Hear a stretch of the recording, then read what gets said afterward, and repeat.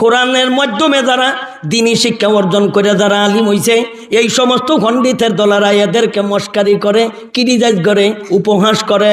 কয় আমরা বিলে খয়রাতির দল, আমরা বিলে লিল্লা কাউরার দল, আমরা বিলে ধর্ম ব্যবসায়ী, আমরা বিলে উগ্রবাদী, আমরা বিলে মৌলবাদী, আমরা বিলে আসাম, আমরা বিলে আলবদর। কয় কিনা কয় না কয় আমরা বিলে ধর্ম ব্যবসা করি। আমরা তো 24 ঘন্টায় টুপি মাথাত আছে। জন্মের পর থেকে নিয়ে যেদিন বালিক হইছিলাম বুঝছিলাম, এই দিন থেকে তো দাড়ি রাখছি, আইজ পর্যন্ত দাড়ি কামাইছি না। এরপরে 3 দিন থেকে টুপি করছি, এরপরের থেকে টুপি ছাড়ছি না। এদিন থেকে পাঞ্জাবি করা শুরু করছি, এরপরের থেকে তো এদিন থেকে নামাজ পড়তেছি, আইজ পর্যন্ত ছাড়ছি না। তাইলে আমরা ধর্ম ব্যবসা করি কিভাবে? আমরা তো ধর্ম পালন করি। ইলেকশন আইলে করে যারা নাকি মাঝে মধ্যে টুপি করে, মাঝে মধ্যে পাঞ্জাবি করে, এরা হইল মূলত ধর্ম ব্যবসায়ী। মূলত ঈদি হইল ধর্ম বসে, মাঝে মাঝে পাঞ্জাবি পরে।